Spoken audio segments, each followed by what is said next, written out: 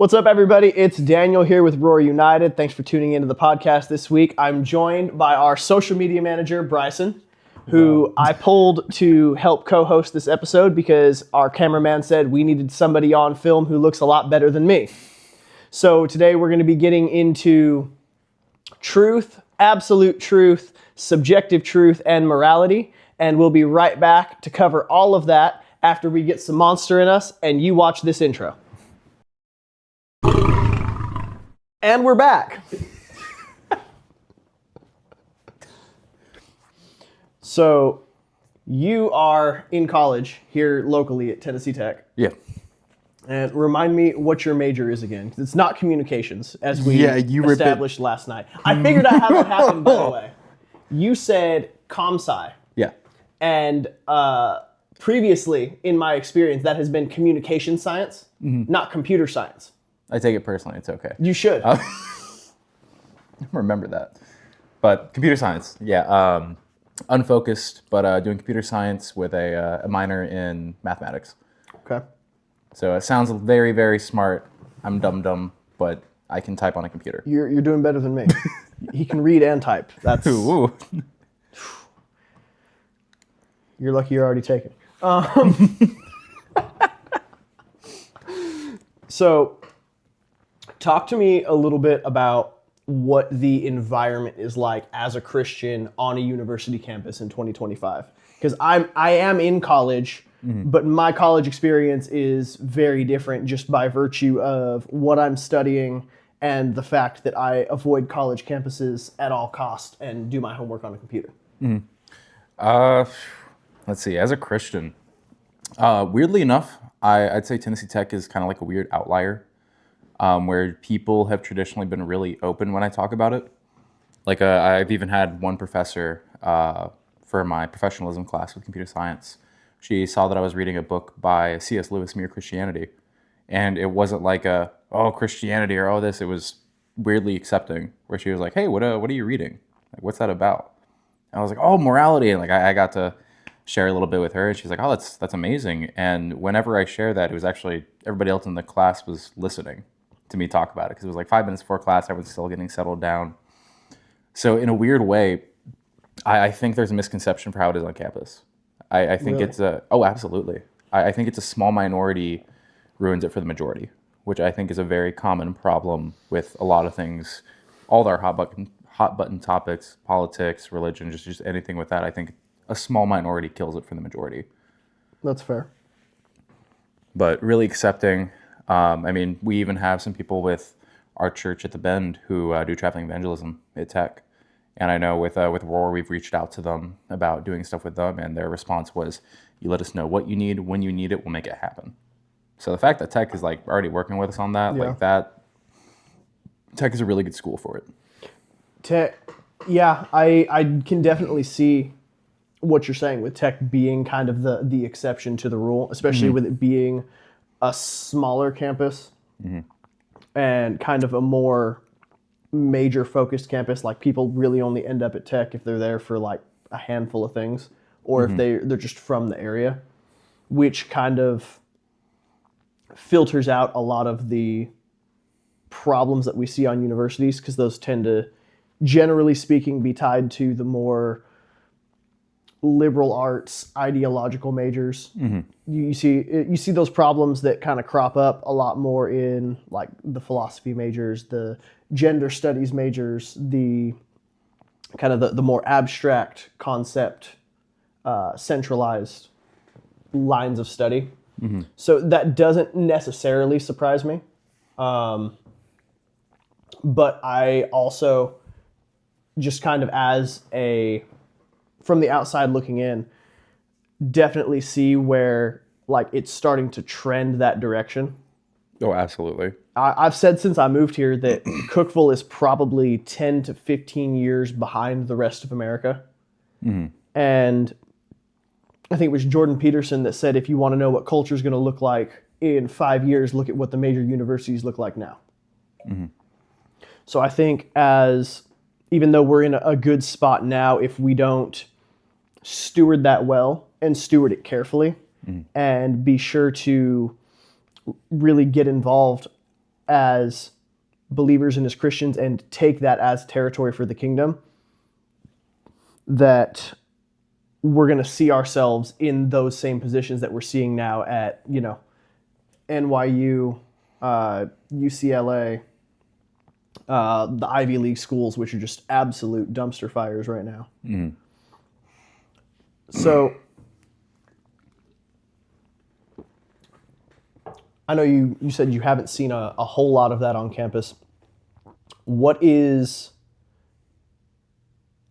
for the parts of it that you have seen, because I'm sure you've seen both sides, because they're present, obviously, undeniably so. I was there for a tailgate, and I was looking around, I was like, oh, Sodom and Gomorrah, because they're college kids away from home for the first time, and unsafe people do unsafe things when they're given the opportunity. Yeah.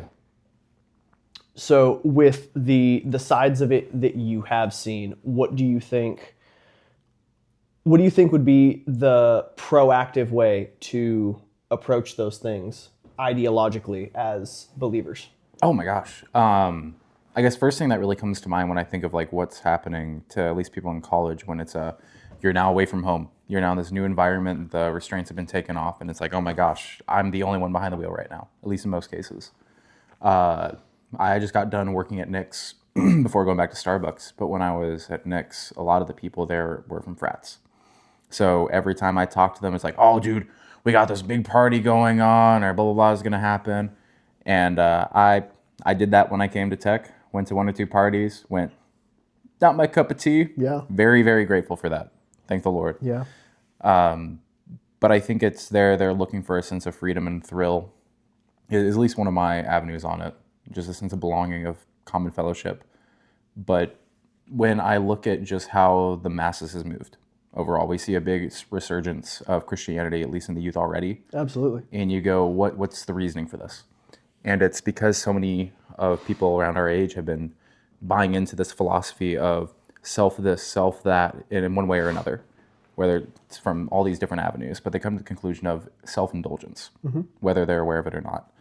And so many people are going to the avenue and they're going, this is not self-fulfilling. And I think it's one of those where you have to go so far one way on the scale that it will tip them the other way. So I think it's, in a weird way, the devil playing his hand. Where because he's overindulging these people, they're going, oh my gosh, this is not what I thought it was. Complete opposite way. But for the people who are right on that edge, going, what's going on here? I think it has to be more of a one-on-one basis. Because for so many different people, they all come to Christ for different reasons. For me, it was the universe. I'm going, oh my gosh, what's going on here? Like this. Understandable. The world's kind of on fire right now. Yeah.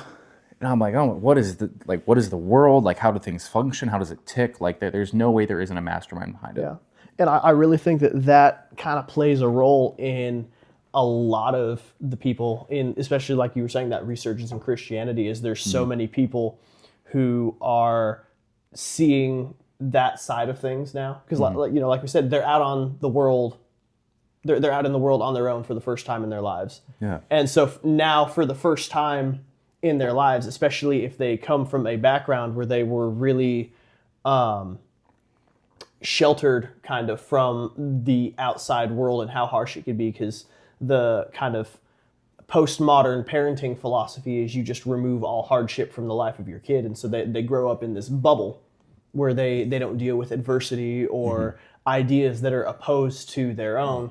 And so they get out into the world and they're like, oh, wow, everything that I thought about the world kind of doesn't work, because the world is a really screwed up place to be. And this can't be all there is. There's, at least for me, what I've seen from a lot of parents, at least through the reflection of their kids. And from whatever reason, they'll come into college and it feels like a lack of maturity for no other way to really word it. But they come in very unprepared. And I solely put that on the parents, because I feel like culturally there has been a shift of, we want to raise our kids in the kind of world we would want to have exist, rather than hey, this is the world we live in. This is how we need to prepare for it. And I'd even go as far as say I think that's a way that the devil is really pushing an agenda there, Oh, definitely. where it's like make them unprepared for when I come at them, and it's worked. It's done a really good job, but as all things, God will use bad things for good, and I see people's immaturity and their lack of knowledge and them hitting so many walls that it turns. Yeah. They start flipping. That switch flips in their head. Yeah, and you really see it. I mean, at least on my end, where I see it most is honestly like in the young men. Oh my gosh! Like Absolutely. It's kind of a weird parallel because we're seeing by and large this big upswing of young men returning to conservative values in Christianity and sort of this more traditional lifestyle, but also kind of on that same metric, we're seeing all of these young men who are coming into life just so ridiculously unprepared for life. Even just in their lack of skills to take care of themselves. Like you've got young guys that are going out into the world not knowing how to do laundry, not knowing how to sweep floors, Oh not my knowing gosh, how yeah. to like cook their own dinner. And you know, they probably think that the laundry soap in the cabinet just magically restocks itself because they've never had to go out and buy it. And so it's, for me at least, it's really weird to see it, especially from the outside, because I was blessed with parents that equipped me with a lot of those skills. And I'm a little bit farther along both in life and in my walk with God than the guys that are coming into college typically. So from the outside looking in, I'm seeing this very, very strange parallel of, yeah, they're swinging like super traditional, super Christian, but they're also like super immature and super helpless. Absolutely. For me, I actually got a really, really interesting perspective just because I got to grow up through it, where like I feel like the front was really starting to get pushed. Because I remember going up through high school, it was just so much pushback. Like I remember being told like about my race just because I'm white, like that I deserve to pay reparations to people. And I remember I'm like 14, and I'm thinking, I don't even have a job yet. What? My brother in Christ, What? I can't spell reparations. Yeah, I probably still can if I'm being honest. But it was just growing up through that, and alongside with that, it was just so much hate on men culturally. Absolutely. And Oh, dude. the amount of people in my life who I would hear, all men are awful, all men are trash, and it was just beat down after beat down after Yeah. beat down. And it gets to a point where I think for men, we just hit that point where we're just like, I'm tired of it. I'm done caring what people think, and their hearts harden really quick, very fast, and it's I have to survive in this world. Yeah. The fact that people don't like me and I haven't even done anything to them yet, which is ridiculous that we've gotten to that point as a country. Honestly, in the world, I'd go as far as to say that is insane to me. But just people have gotten to that point, and it gets to a point where it's like, okay, I'm going to put my head down and I'm going to work. Yeah. And while they have that drive, there's a lack of stewardship. I'm very, very grateful for people in my life in high school. Mr. Long at Spring Hill High School, phenomenal mentor for me, helped set me up. You, Pastor Tim, so many people in my life who've really shown an example. It wasn't even a, hey, do this, do this, do this. It was just they existed, and it was, hey, they have something that I want to exhibit as I get older. So the fact that they don't have that, I think we need to pour into the church, specifically in our young adults, to be more bold. Yeah. To just be the first person to say yes, so their yes leads to another yes. That alone, I think, will do wonders upon wonders for the people, just giving them someone to follow. And it's in following these people who are Christ-like that they go, this person's not perfect. They're not all together. They're extremely broken, actually. Right. And then they go, well, who do you follow? And then there it is.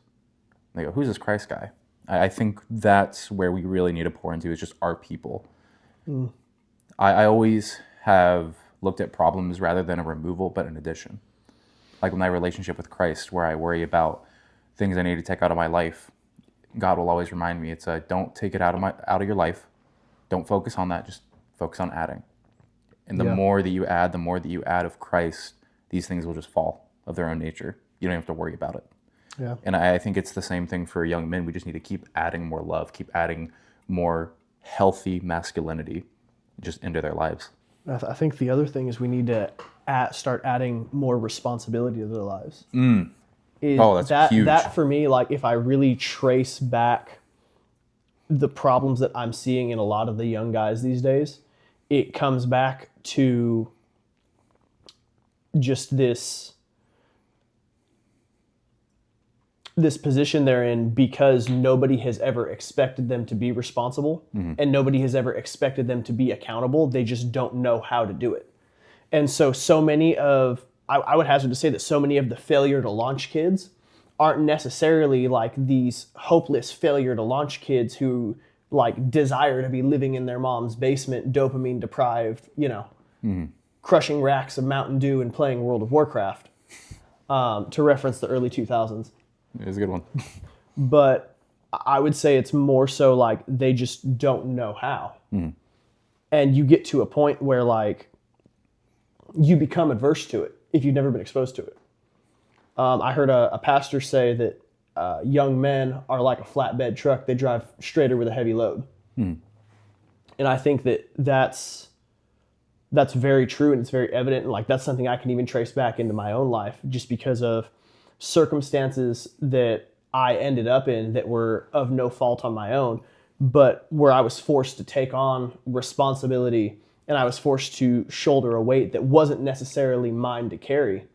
But I see now, like looking back on it, like God took those things and he taught me so many of the things in my life now that other people compliment me on. Like my work ethic, my ability just to show up for people and to show up kind of regardless of circumstances, or like the way that I can put myself in the things that I need on hold to address other people. And that selflessness, that work ethic, those are all things that come from being forced to carry things. It reminds me of, have you ever heard of the biodome experiment? Can't say I have. Okay. So I don't remember when it was, but there were some scientists, they did this experiment. And they were like, well, what if we create an ecosystem with perfect conditions? So they built this big biodome and they fostered the perfect ecosystem, perfect humidity, perfect temperature, perfect amount of water, perfect amount of sunlight, everything that wildlife would need to thrive. And all of the plants did fantastically well. They were great, they were growing, and they noticed this really weird phenomenon. And it was when the trees would get to a certain height, they would just fall over. And they figured out what it was is because there was no wind in the biodome. There was no adversity against these plants that was forcing them to actually grow deeper. And it's the depth of the roots that holds them in place. So they would get to a certain height, they would reach a certain point, and they would just fall over because there was nothing underneath to support them.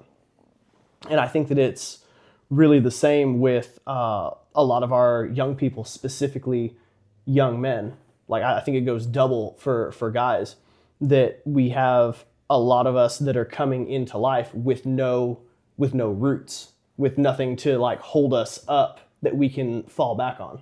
Because there's certain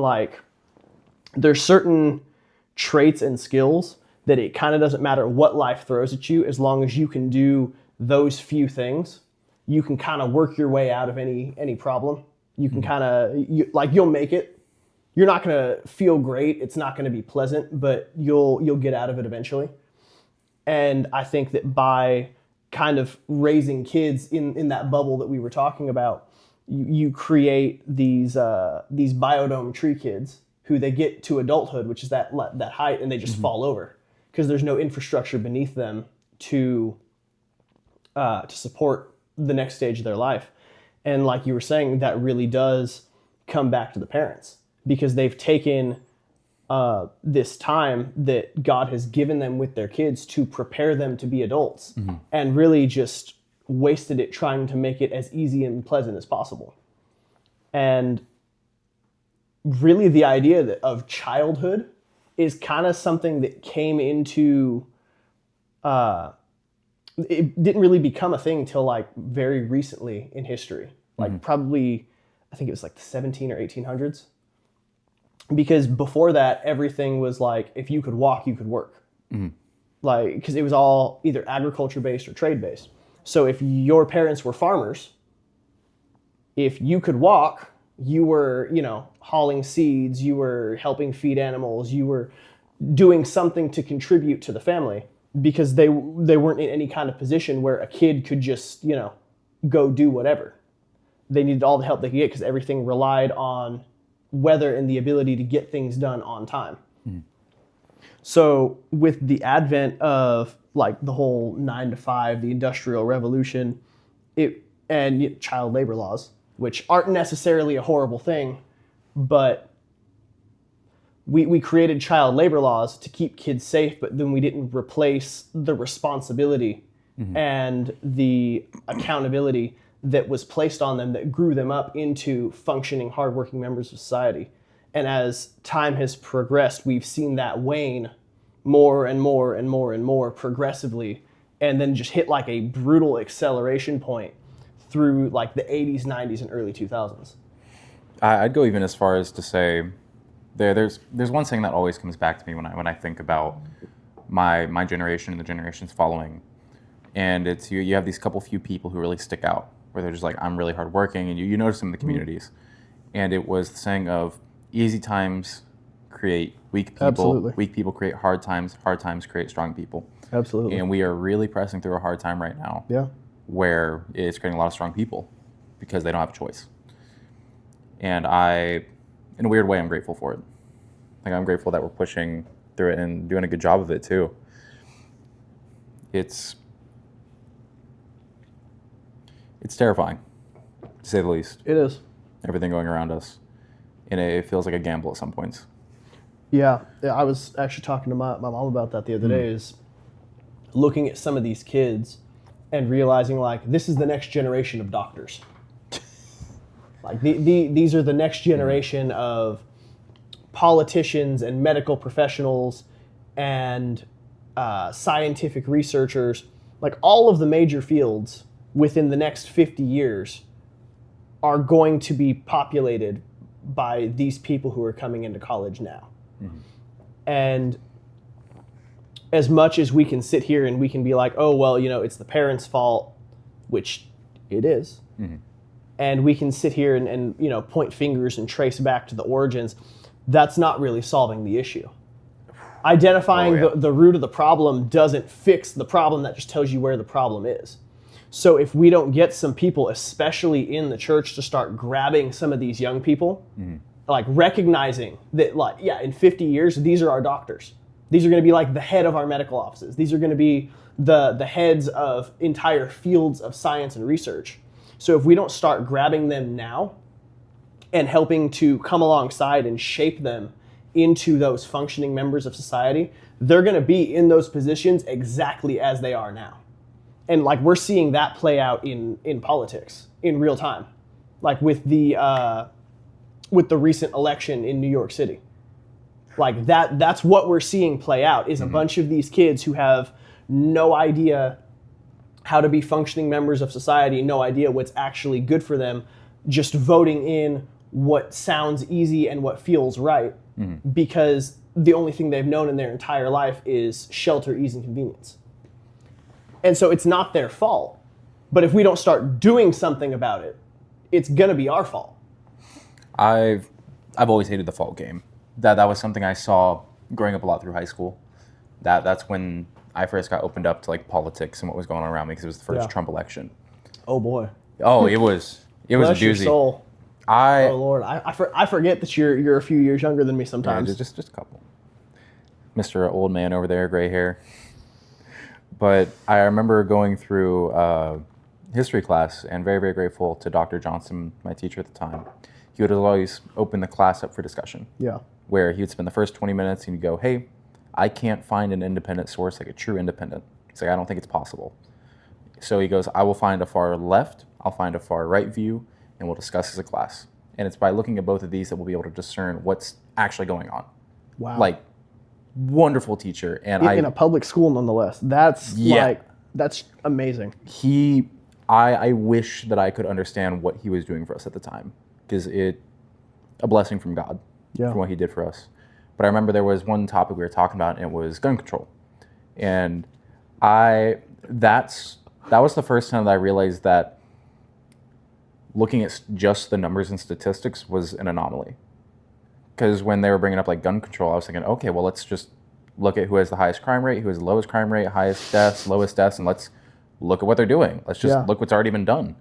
And what I found is the places with laxer gun laws, so much even so that there is a country, I can't remember off the top of my head, but they would actually have the people in their country own a gun. And it was like, you wouldn't have to use I think it's like Switzerland. Yes. It's either Switzerland or it's one of those like far northern European countries. But they all have to own a weapon, and they have one of, if not the lowest, like gun violence. If you've ever like looked at pictures, out there, it's insane because like they'll be like, there's pictures of people in, I think it was an Apple store with their like AR-15 strapped to their back, and that's just that's a Tuesday for them. Yeah. But it was, when I looked at those numbers, I was like, oh my gosh, it's clear that as we try and take guns away, not enforcing gun control, I think there's a healthy level, a really healthy level, because what are you going to do? Have someone overly checked for safety on a gun? I believe there's a line, but I think it's pretty hard to get to that point. Whereas people will be like, well, let's take the guns away. Yeah. I was like, well, the guns aren't the problem, it's the violence. Yeah. And I brought that up in class, and I was like, well, if we're being completely honest, it's one of those where looking statistically, the more we take guns away, the worse it gets. Yeah. And I remember everyone's faces just looking at me like, you're weird. Like, why are you thinking like this? And that continued on, where people would make some outlandish claims, and I'd be like, well, numbers just don't really support that. And it was immediate, you're racist, you're white supremacist, and it just going down the list. That's how you know you're right. And I was just like, okay, you're making all these claims. Let's, can I hear why? Why do you think this? And then they would just double down. Yeah. And I believe that we have gone through a day and age where people are rewarded on their effort and they aren't recognized for the results. Where people will go through, let's say, a soccer tournament, and they'll play it, and they didn't play super well. Granted, let's say you're still younger, but the people who got like first and second, they aren't lifted up in the sense like, hey, you did good. You did really good. It's everyone's lifted up like, hey, we all had fun. Yeah. And I think both are equally important at different points. Because it's these people where it's like, yes, the effort is good. You should be recognized for the effort, but it should also be taken into account that you didn't win.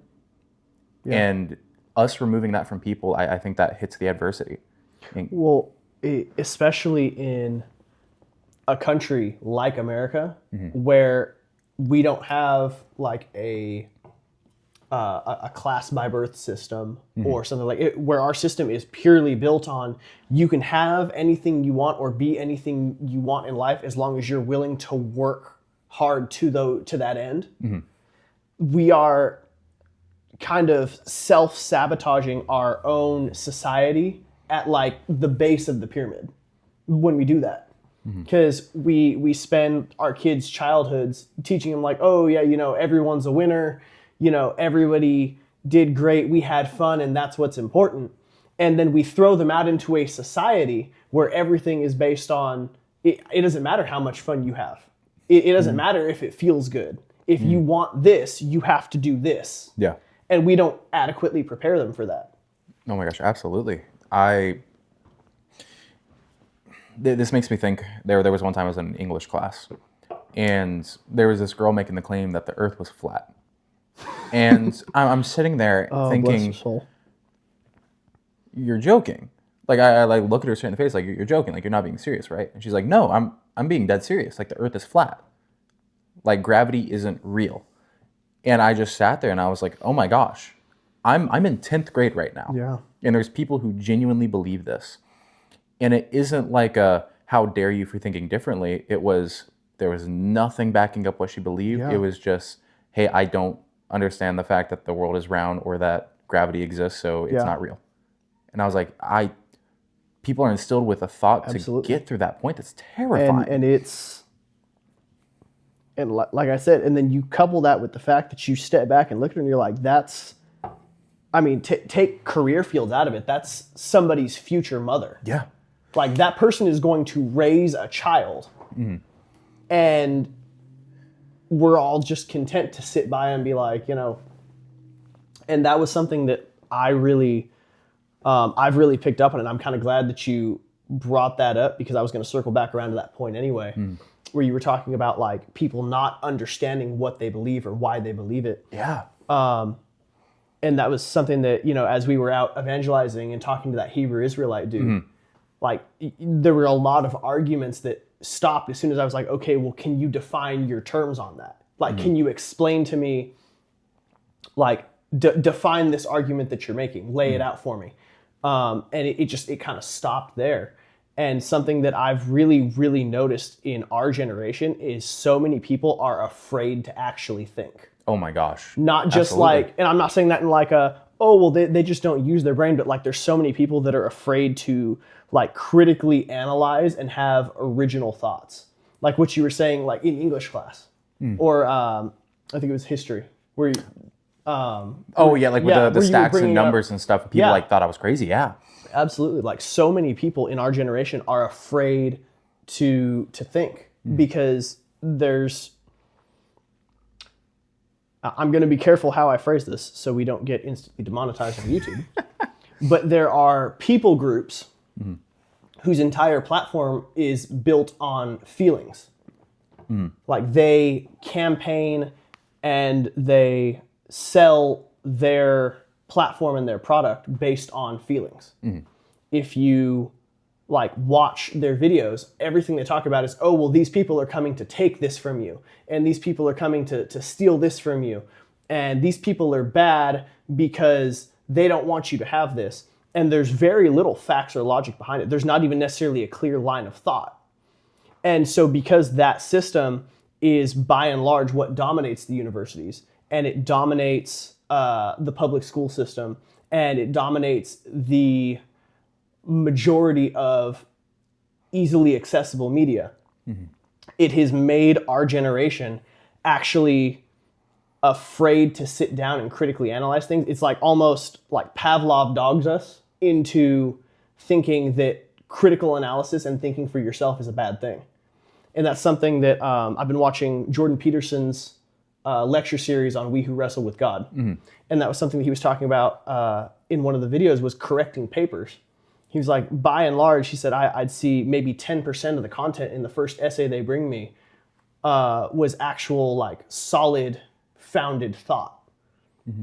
But the more that you talk to people and the more that you encourage them, and he said he wouldn't like circle the things that they messed up. He would circle the points where he looked and saw that they were actually thinking and processing things, even if the thought itself wasn't necessarily correct. But like the points where they dared to kind of like question the rhetoric, or like even pose an actual deep question that was below the surface of what's by and large considered the status quo. He would point those things out, and he would actually just praise that. And as he did it, he found them more likely to engage in deep thought and rhetoric. And so it shows how we've made our generation so scared to use our minds and to analyze things and to bring forth thoughts. Because, and again, it goes back to adversity. In order for me to be able to think critically and have a deep conversation with you, I first have to be capable of producing a thought with some depth to it. But then the scary part of that is I have to bring this thought with depth to you, and I have to hand it to you and be like, in the vulnerability of my mind, here's this thing that I thought of. At which point you have the opportunity to be like, everything about this is completely wrong, and here's why. And so it's this, again, aversion to adversity, that we avoid things that we view as difficult, or we avoid things that where we have a risk of failure, which is such a huge thing with our generation. Like I have encountered more people, and again, specifically, just throw things. Terrible. That's why we can't have those things. But I've encountered so many young men who are like failure to launch via just crippling fear of failure. They would rather just not try than try and fail. There's, like, they talk about like feelings and how people have weaponized it. I'll go as far as to say, absolutely. That brings me back to a really simple point that my mom would always bring up. There was a simple acronym from when she was in school, and it was KISS. Keep it simple, stupid. Absolutely. I love it. It's a saying I live by. Remember going through something, it gets too complex, I go, okay, this is too much. Yeah. Let me simplify this. Yeah. than reproach. 100%. And with that line of thinking, when I think of how do we love on the young adults, how do we support them in a way that leads them to Christ, Yeah. I think it comes down purely to simple is loving on them. And one of the biggest avenues, it's critical thinking. Because I believe that anybody who in true faith, good nature, does their absolute best to find the truth in anything, it will always come back to God. Yeah. If they truly look at the facts and the statistics and the numbers, it will lead back to God. That's Romans 1. That's most of Romans 1, actually. I unbelievably confident would put my life on the line for it.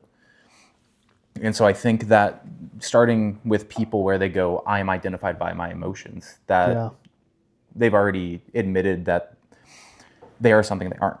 Yeah. I'd go as far as to say is people aren't their emotions. And 100%.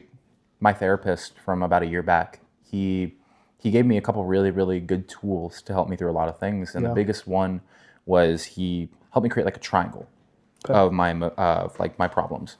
Whereas at the top, it was my emotions. At the bottom right, it was my thoughts. And the bottom left, it was my actions. So it's, okay, I want to change my emotions. Well, I need to change my thoughts and I need to change my actions.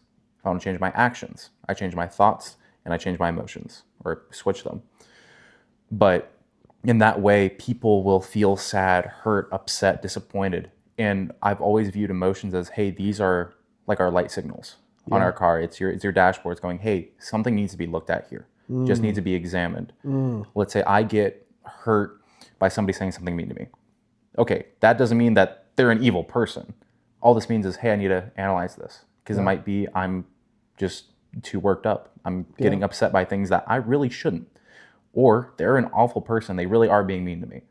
And then you now have educated yourself on a problem that needs solving. Yeah. You've now done critical thinking, and us avoiding that and going immediately to, hey, this makes me feel bad, so it must be bad, is such a dangerous line of thinking.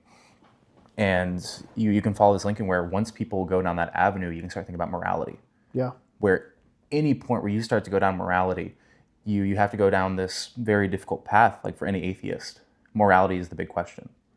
Like, where does your morality stem from? And it doesn't matter what line you go down. Eventually, you're going to get to the point of God. Morality comes from God.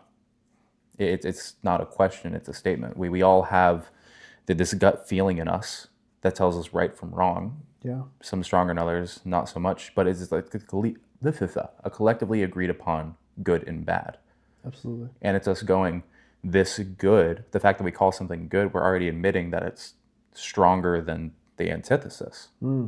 So you've already brought up the point that, hey, whatever is good is already stronger, more powerful than what is evil, just purely going through morality. So I think it's this critical thinking that we really have to nail on and encourage in our youth right now. Yeah. Dude, you absolutely nailed it. Like took the words right out of my mouth. And just like you were saying, that whole concept of like, this doesn't feel good, so it must not be good. Yeah. Is, I mean, that's 100% the fruit of postmodern thinking and this idea of like subjective morality and subjective truth. Because when you break it down, when you take God out of the equation, God has to be replaced with something. There was someone very famous who I can't remember that made the point that the atheists don't believe that there isn't a God. The atheism of God, or the God of atheism, is yourself. Absolutely. And so what we've done in this society where we've embraced this kind of enlightened postmodern thinking, going back to where the Bible says we've made ourselves wise in our own eyes, is we've just stripped God out of the equation and we've made ourselves our own gods. And that's a dangerous place to be. That's a very dangerous place to be. Because humanity was created to worship, not to be worshiped. And so we worship ourselves, indulging in whatever feels good and feels right, and it breaks down to hedonism. That's the textbook term for it. Is just it's a system based on I do what feels good and feels right for me. And that's the tree from which we're eating the fruit now is we're seeing where that leads in our society, and we're seeing where that leads in our culture and in the world. And it's eating us at every level. Like, there's not a field or mountain of culture that has remained untouched by it, and that includes the church. Mm-hmm. It's like so many churches have embraced this to the point where you can sit in church for years in a lot of places and not ever hear that if you don't accept Jesus, you're going to hell. Oh my gosh. Absolutely. I think that's probably one of the things that gets my blood boiling the most is people who have the Bible in their hands. All the answers are right here. They are right in front of you. And you manage to get thousands of people in the same room, all collectively going, yeah, this is wrong. And it's blown my mind. Because as I'm going through the Bible, and I finally, after meeting you and meeting all the great people at the Bend, I was able to disconnect my thought process of the masses, of church, of religion. And it was like, okay, let me just look at this as a historical document. And when I go through there, I go, oh, this is the truth. This is the truth. Yeah. This is the truth. And I see so many other churches where I go, oh, y'all are getting this. I'm like, okay, let me go look into this. And I look into these churches and I walk in and it's just hellfire, it feels like, on me. I'm just filled with love and joy, and the atmosphere is just different. Yeah. And it's purely in just the pursuit of what is right or what is wrong. God will always meet you at the other end and lead you there. Yeah. And it breaks my heart where you have these, I'll say mega church, not hating on all of them, because I'm confident that there's always outliers everywhere. Yeah. But a majority of the mega churches I've seen where you have a pastor who is monopolizing, or not monopolizing, but they're using marketing schemes in their churches to 100%. Make money. And it breaks my heart to see people who claim to go, I want to share the love of God, and don't do it. Yeah. And honestly, like, the reason why when we get there and we start talking about that and like our default mind goes to mega churches, mm-hmm. is not because mega churches are inherently evil. It's because a lot of those churches that preach that doctrine become mega churches, mm-hmm. because the reality of you are inherently a sinner and a horrible person, and there's nothing good about you aside from God, and you are going to hell, that doesn't fill seats. That doesn't do numbers. That's not making your reels go viral on social media. That's why, like, Philip Anthony Mitchell, they recorded their services for 5 years, and he's only just recently become well known with the advent of like people returning to true and proper Christianity. It's because, like, if you want to preach something that draws the masses, this sugar-coated gospel of like, God loves everybody exactly how you are. You just have to come to church and pray this much and read this much of your Bible. Excuse me. Nice. And read this much of your Bible on a daily basis. And that's going to get you into heaven, because really you're a good person mostly. You've just got a couple minor character flaws that need ironed out.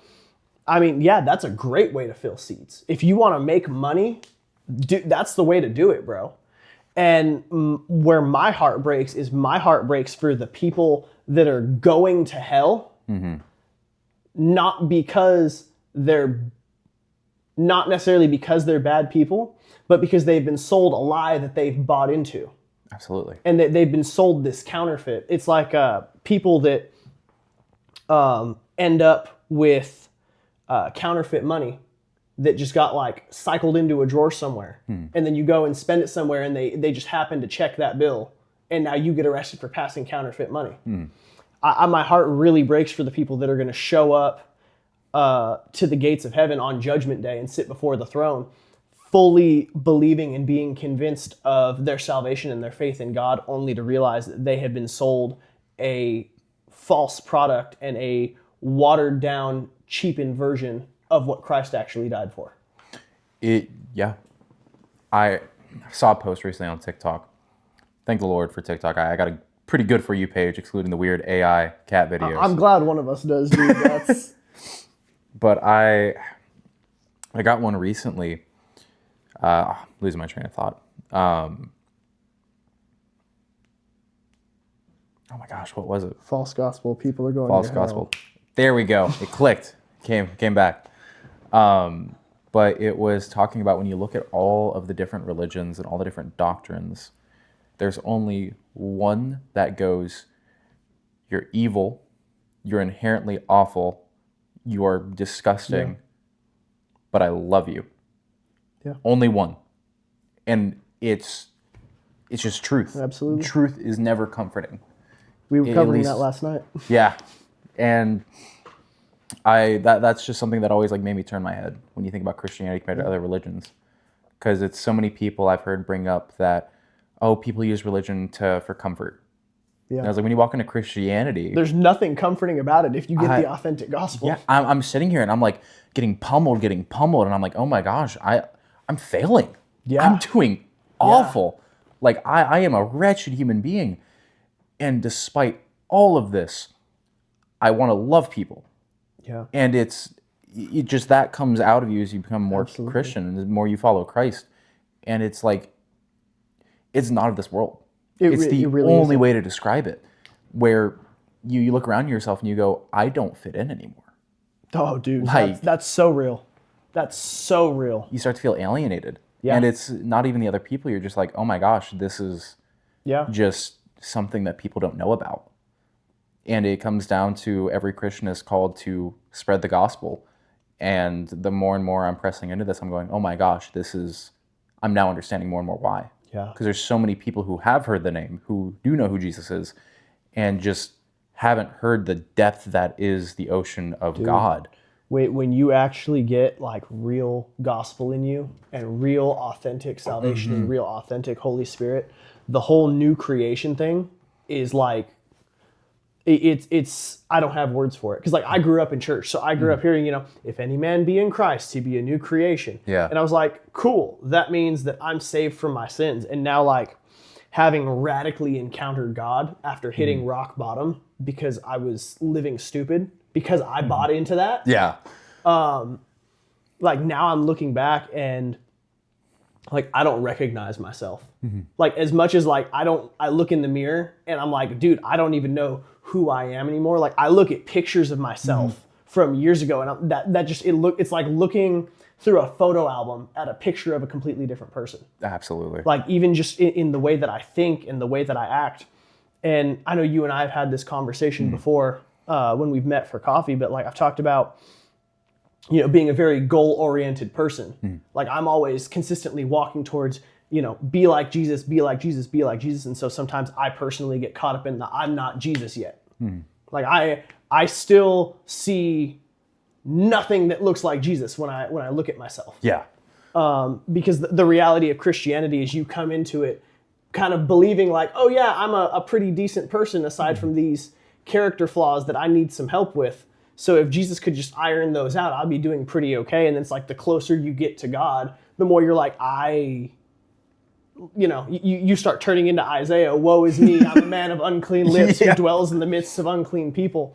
Like, bro, that's my prayer every Sunday. Yeah. I sit in church and I'm like, God, I'm a horrible human being, and so is everyone else in this room. And so, bro, and then like I look at where I am now versus where I was 2 years ago. Or like I'll have something happen and I approach that situation, and afterwards I sit down and like God almost like taps me on the shoulder and he's like, hey, I just wanted to let you know that 2 years ago you would have tried to strangle somebody over that. Yeah. And I'm proud of you for not doing that today. And Oh then my you gosh, look up yeah. and you're like, oh yeah, 2 years ago I definitely would have tried to strangle somebody for that. And I'm so proud of myself for not doing that today. Like, Yeah. it's like I can't explain it to somebody that hasn't experienced it. The only thing that I can say about it is like it's the best thing that will ever happen to you. Oh my gosh, yeah. Rebirth is the best way to describe it. You become a completely different person. Yeah. And at least for me, was I noticed that there were people that I used to hang out with, and I'm sitting here and I'm going, it's not that I don't love you, it's not that I hate you, it's just I don't enjoy this anymore. Yeah. And I always think back to kind of depiction a lot of pastors use, where they have the cup full of like black tar or something, like something really muddied up, and they'll just keep adding clean water to it, and eventually the whole thing is clean. I always think back to that, where I'm like, I'm just getting poured into by God, and it's like, without him, oh my gosh, none of this. Yeah. And it's that's why I think those hard times are so important, because you and me both, and many of the people at home, where we're able to look back on situations where we go, we did awful. Yeah. Like, I look back and I go, oh my gosh, I wish I never did that. And then God will bring up those situations where it's like, hey, look at how you handled this. Like, you would not have done this years ago. Yeah. And you get a love from God of, hey, you're walking with me. Yeah. And it's one of those things like David Goggins, where it's like you have to enjoy the running. You have to enjoy the race. It's not the destination. It's about getting there. Absolutely. You have to enjoy every step. Yeah. Who's going to carry the logs kind of deal, or carry the boat, excuse me. And Christianity is the first one where it doesn't feel like it's about the destination. Yeah. It's like, it's about the journey. It's about the walk. Absolutely. It's just be with me. Yeah. That was something that like I noticed, which you talked about going back to those groups of friends. Like I noticed that, especially recently, like with my music. Because like God, oh my gosh, because God, by and large, when God does things in your life, it's not like this instantaneous lightning bolt where everything's fixed. It's a very gradual process. So, and like I'm 100% human, dude. Like I have times where I screw up and I go to God and I'm like, God, am I even saved? Do I need to go to the altar on Sunday? Like I identify the passage of scripture I identify most with is when Paul is talking and he's like, the things that I want to do, I don't do those things, but I do everything that I don't want to do and know that I shouldn't. And like, I have those moments, but then like I have moments where I'm in the car and, you know, I'm driving to work in the truck and I just go like, I turn my Spotify on shuffle and you know, that Tupac starts coming on. California knows how to party, and like I'm jamming with it. You know, I got the windows down, and then like the actual verse kicks in, and I'm just like, I don't enjoy it anymore. Yeah, like it doesn't fulfill me. And like 2019 me, back when I was like a dirtbag skater, like me and my boys were rolling to that song. I remember being in the back of my buddy's mom's minivan with the OG iPhone headphones that like had a wire and everything hooked up to my phone. Yeah. And him and I are sitting in the back listening to Tupac's Illuminati album on the way to the beach. And now like I listen to it and like it doesn't, there's no fulfillment in it. There's no joy in it. And I'm like, it's not even conviction. It's not like, oh, I'm a bad person if I listen to this. Like I'm not that guy anymore. And that's so weird to say, and again, like it's not something you can explain to people. Like the best explanation you can offer is like, I got saved and I got born again and I was made a new creation. And to somebody who doesn't have that or hasn't experienced it, that makes absolutely no sense. Yeah. But like you walk into a church like ours, where it's like full of the worst people ever before they got saved, and you know you go up to the guy that was like, you know, like Nick. That we went out evangelizing with, who was like kicking in doors and robbing people. And you're like, yeah, dude, I got born again and I encountered Jesus and I don't do that anymore. And he's like, that's awesome, dude. Congratulations. Welcome to the family. It's you can't explain it. And that's probably one of the two things that makes me happiest when I'm in a church service. Yeah. Because there's one girl at our church, and I haven't talked to her, learned her name yet, but just a very familiar face. Because I remember the first time she came into church, I remember she was like, hey, like I do witchcraft. I do things along these lines. And like, what do I do? And I remember seeing her get baptized with the Holy Spirit. I remember seeing her fall and hit the floor. People catching her before she hit the floor, but hitting the floor. We don't just like slam people into the concrete. No one's coming in with the RKO and just, you know. Oh, man. For those of you that don't go to church with us, rest assured, we're not like body slamming folks in the altar. But it's just watching these people at the floor, and every single Sunday, and I want to say almost every Wednesday I've been there, I've seen her. And it's you just see this glow. Dude, you know, they just get brighter and brighter. So, right around the time God really started working in my life was when Next Step started coming to church. And so I was seeing, like, I'm seeing people that, like, I saw them when they came in, like fresh out of whatever circumstances they came out of. Many of them, coming out of jail, coming out of rehab centers or halfway houses, or like homeless shelters, or wherever it was that they got picked up at. And just like the heaviness and the darkness, and then watching them progressively over a year and a half, absolutely just get completely turned around. There's a young lady that is actually going to be coming on the podcast within the next few weeks, named Allie. And like, I watched Allie come in at Next Step, and I remember like seeing her for the first time, and she was just like so heavy and so dark and so burdened. And it was like, the human in me was like a healthy mix of like, oh Lord, and also like, I'm so glad you're here, because this is exactly where you need to be.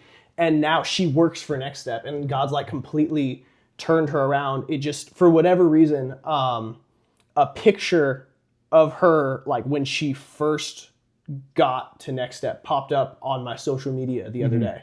And I looked at that, and I didn't even recognize her. Yeah. I was like, oh wow, and so just to see like in real time the way that God has turned not just my life, but other people's lives around. Because if it's just you, like, you can almost kind of convince yourself that you're gassing yourself up. You can gaslight yourself and be like, oh yeah, like I did this. But when you watch somebody go through that process, like right alongside you, it's a whole completely different thing. And like, it became this like TikTok trend. A few months ago, it's like, oh yeah, the Jesus glow is real. And people show like pictures of them at frat parties, blackout drunk on the couch, surrounded by beer cans and stuff. And then it's like pictures of them, getting baptized, and they're at church now with this person they found, and they've married, and they've got like this little pack of kids hanging around them. And it's just like this really cool thing. But like, the Jesus glow, trend aside, is so real. Like, when you meet somebody who's been encountered and who's been completely changed and completely turned around, whatever point in the process they're in, it's insane. It is absolutely insane. And then especially like if you get like close enough with them to see the before, because like you meet some people, like we interviewed Daniel, and he talks about like the crazy stuff that he was doing, and just how insane his life was, where he overdosed and died. I think he said it was like 4 times, and he survived all of this stuff that he definitely shouldn't have. And he doesn't look like any of it. Like, you would never know walking up and talking to him. It's the redeeming work of God is absolutely insane. And I'm so sad for the people who have bought into the idea that that is only salvation. Because like, salvation is a huge thing, but like, brother, that's showing up to the starting line of the race. You want to talk about like the redeeming power of Christ? Salvation is like, it's almost kind of small potatoes compared to the next 20 years of what he does. Like, there are some people that, it's a miracle they make it to the altar. But brother, like 2 years down the line, whole different ballgame. The change is just, it's radical. It is. You can't describe it, where you look at these people and the changes they make in 2 years. And it's seeing that makes me really want to drive home this point of when preaching the gospel to people, it's not even a, hey, have you heard of your Lord and Savior Jesus Christ? Are you sure? Man, I love you too, man. But it's a just by walking with Christ. Yeah. Just that, you're already evangelizing. Absolutely. I remember my mom and I talked about this with a lot of my friends and a lot of people at my school. Whenever I was younger, I was like, well, what's the way that like you evangelize people? How do you talk to people about Christ? And my mom was always like, it isn't even a talking thing. It's just be joyful. It's like the amount of people who just walk up to you and go, you're so happy. Dude. What's going on? And it's because of this that I push for people, where it's like, don't worry about the small details. Yeah. Just walk with God. I promise you, everything that I know and everything that I've seen and everything that I believe, he will take care of the rest. Yeah. And the second one being is you don't get into the shower clean, you get into the shower to get clean. I remember having that conversation with you. I will die on that hill. Yeah. Every single person I talk to about Jesus, I will hammer that home. And Absolutely. it's a please do not come to church and be like, oh, I'm not good enough to be here. None of us are. Yeah. I promise you, Dude. none of us are Yeah. good enough to be here right now. But just come as you are. Don't worry about the details. Don't worry about the small stuff. Just talk to God. Yeah. Come to him. And I'll die on that hill, because just doing that is faith in of itself. Yes. Going to church. Yeah. I was listening to Bryce speak, and I remember somebody was talking about, they're like, hey, I don't know if I have enough faith. And they're like, well, look at your fruits. Do you get up every day? Do you read the Bible every day? Are you praying to God? Because like that's your faith. It's not like, oh, do I think he can do this? Do I not think he can do this? It's, what are your actions reflecting? Because if you go, yes, this is an omnipotent God who I should worship every single day, who deserves my attention. Yeah. What does your life look like? And that'll represent your faith. So you just showing up to the church is that small mustard seed of faith of going, hey, my life is screwed up. And even if it's just the small seed, it was enough for me to come here and go, there is a possibility that I believe that you can help me. It's with that and that alone that we get some of the biggest oak trees with some of the most beautiful fruits bared. That's so good. And, like, thanks for calling me out for not reading my Bible enough. I appreciate that. Hey, no, that was a call out to myself. Don't worry. Man. It's, I don't think I'll ever read it enough. But in that, dude, that, like, when you brought up evangelism, that really rang true for me. Because before I really encountered Jesus and came out of religion, like, I couldn't imagine walking up to somebody and being like, hey, so Jesus. And like, I would get caught up in like, what do I say? Like, how do I even, why would I even, like, they're going to think I'm weird. Yeah. Like, that's not something you do, especially like where I'm from, because I grew up in the ghetto. Like, you don't go walking up to strangers unless you're selling drugs or trying to buy drugs. Yeah. So, but like now, again, just to see that in my life, like to see the fruit of what God has done. I wouldn't even necessarily like call it my fruit, but to see just the fruit of walking with God, to now where like I can walk up to somebody, like I almost can't not walk up to somebody. And I think I told you this, like I was sitting in the church parking lot waiting for Tim to get there. And I'm like, man, if he doesn't hurry up and get here, like I'm gonna go like evangelize the Goodwill or whatever. Because it's when it goes back to the old Pentecostal church song, when I think of the goodness of Jesus and all he's done for me.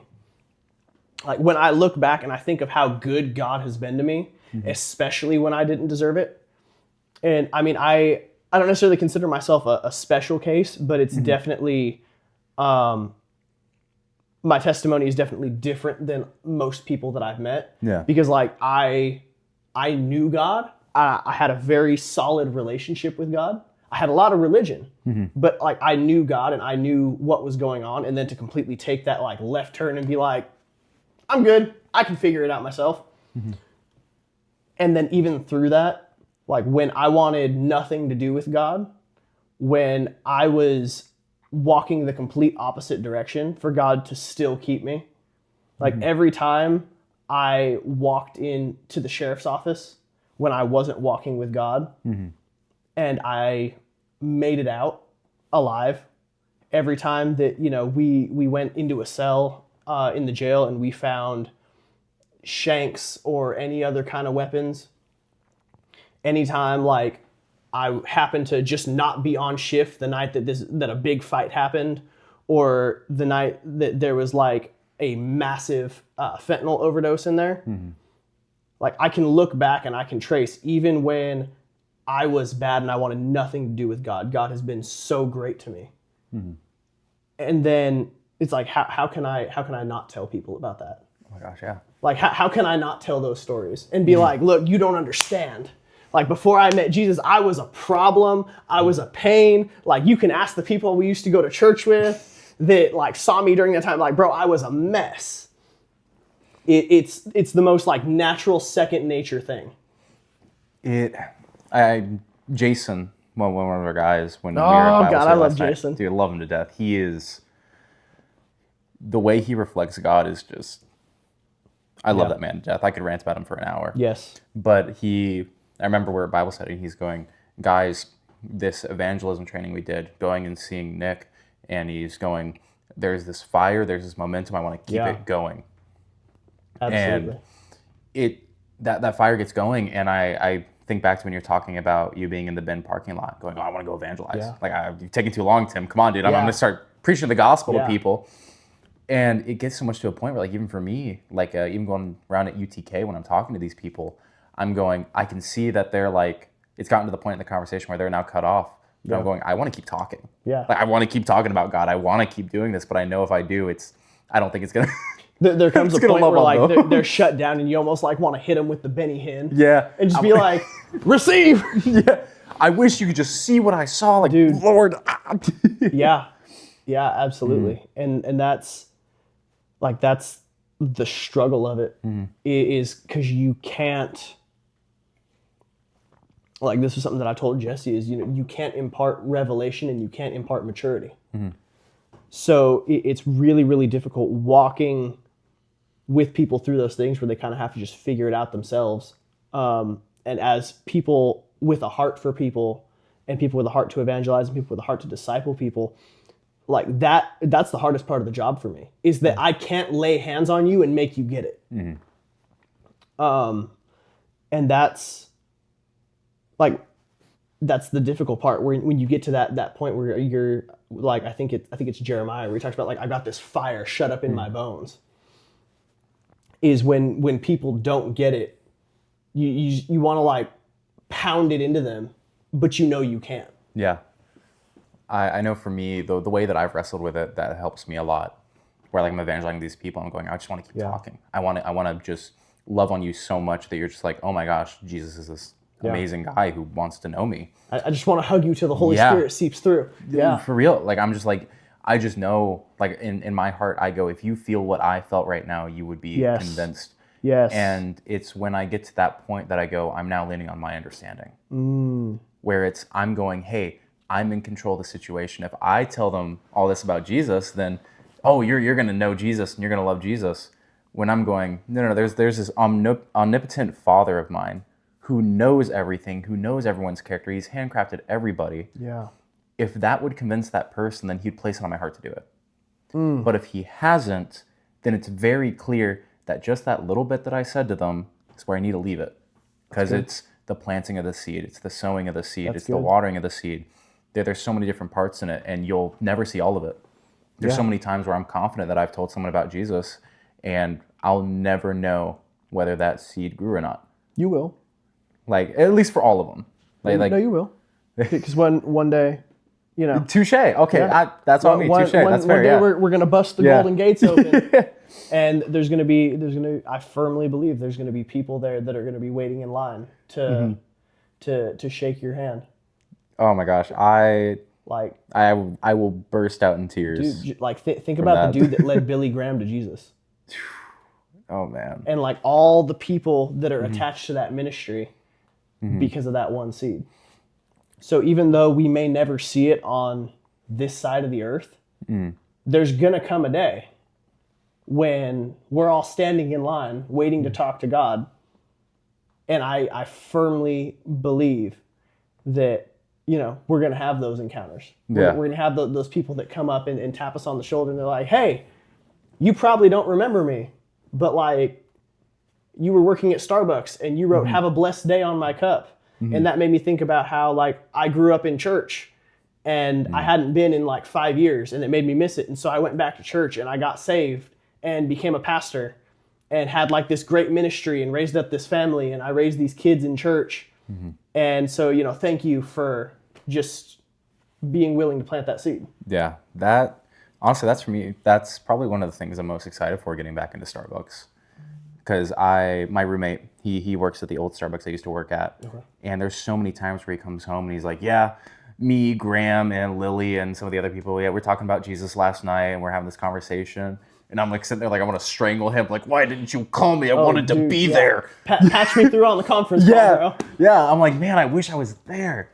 And so hearing that me starting at Starbucks tomorrow, or going to the new location, I'm going, oh my gosh, this is a new group of people that I can pour into. This is a new demographic because we have so many regulars at our old store, and it's now, oh, this is going to be new set of faces, new set of people. Absolutely. And I get to be kicking my feet thinking Yeah. about it.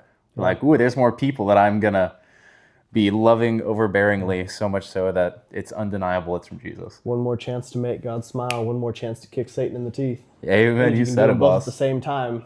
Why would you miss the chance? Oh my gosh. Well, that's about all the time we have for this episode. So tune in next time for whatever it is that we're going to be talking about. I guess I really don't know what Christmas is all about. Isn't there anyone who knows what Christmas is all about? Sure, Charlie Brown. I can tell you what Christmas is all about. As the Lord leads. Until that time, have a blessed day. Make sure to hit us up in the comments with questions. Make sure to go through, like, subscribe, share the videos, keep engaged with it so you keep seeing our content, because the algorithm is not engineered in our favor. Amen to that. And until we see you again, y'all stay blessed. Keep your shields wet.